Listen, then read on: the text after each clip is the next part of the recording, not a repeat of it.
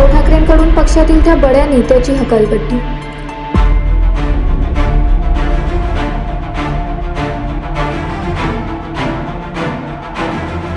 उद्धव ठाकरे गटाच्या मोठ्या नेत्याची अखेर पक्षातून हकालपट्टी करण्यात आली आहे।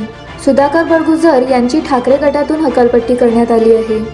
सुधाकर बडगुजर यांच्यावर पक्षविरोधी वक्तव्य केल्याचा ठपका ठेवण्यात आला आहे। सुधाकर बडगुजर यांनी काल मनातील नाराजी खतखत बोलून दाखवली होती।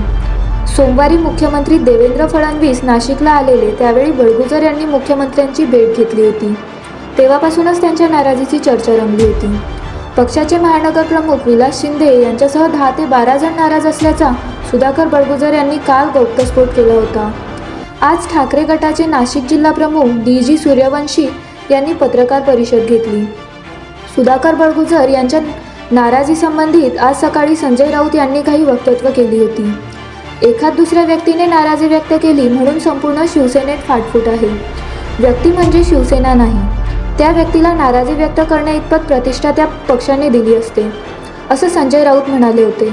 आज पक्ष अडचणीत आहे, लोकांना लाभ हवे आहेत, त्या लाभासाठी लोक पक्ष बदलत आहेत। कोणत्या महान विचाराने कोणी पक्ष सोडला असेल तर मला सांगावा।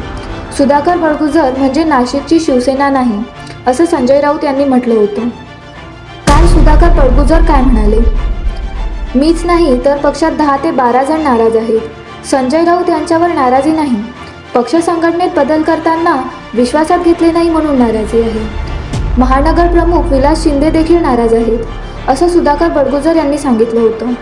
पक्षासाठी एवढं काम केलं, आम्ही वातावरण बदलवून खासदार निवडून आणला, याबाबत वेळोवेळी वरिष्ठांना सांगितलं, अनेकदा सुधारणा करावी अशी मागणी केली, पण अजूनही काही बदल दिसत नाही। विलास शिंदेंची इच्छा होती माझ्यासारख्या कार्यकर्त्याला न्याय द्यावा, पण तसे झाले नाही।